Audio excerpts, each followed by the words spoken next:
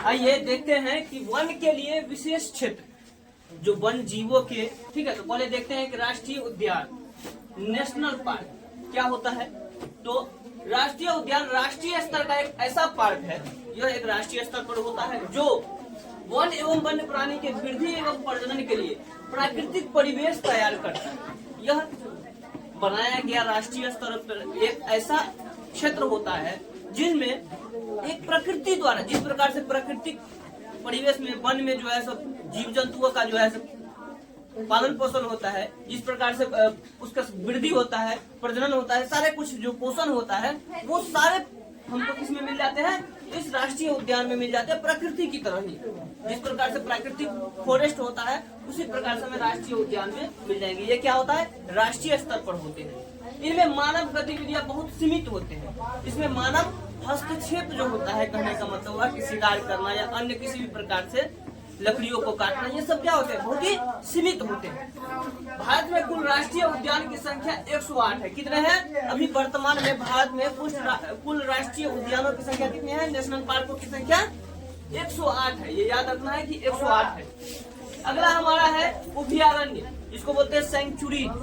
ठीक, वे स्थान जहां वन्य जीव एवं प्राणियों का विकास सुरक्षित एवं स्वतंत्र रूप से होते हैं। यहाँ पर क्या होते हैं, किसी भी वन्य जीव और उसके प्राणियों का विकास जो होता है ना, बहुत ही स्वतंत्र रूप से होते हैं। कोई हस्तक्षेप करने नहीं जाता है उसमें कोई भी व्यक्ति, क्योंकि यह निजी भी संपत्ति भी हो सकते हैं और सरकारी भी हो सकते हैं।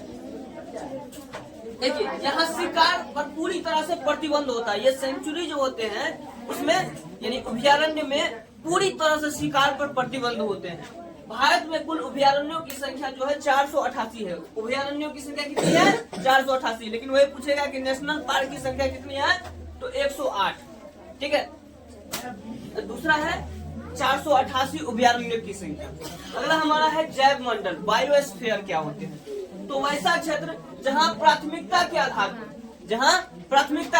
प्राथमिकता का मतलब सबसे पहले उसी पर ध्यान दिया जाता है। किस पर, तो जैव विविधता यानी बायोडायवर्सिटी के संरक्षण के कार्यक्रम चलाया जाता है। उन्हीं पर जो उनमें क्या होता है कि जितने जैव विविधता का अंतर्गत क्या आता है कि सारे प्रकार के जीव होते हैं, जो छोटे से छोटे सूक्ष्म जीव से लेकर के बड़े से बड़े जीवों के समूह को ही हम क्या कहते हैं, जैव विविधता। उसमें उन जितने भी जैव विविधता के अंतर्गत जितने भी जीव जंतु आते हैं उन सब पर क्या किया जाता है, उसको मतलब संरक्षण का कार्यक्रम उसी में चलाए जाते हैं, जिसे जैव मंडल कहते हैं। ठीक है, उसे जैव मंडल कहते हैं।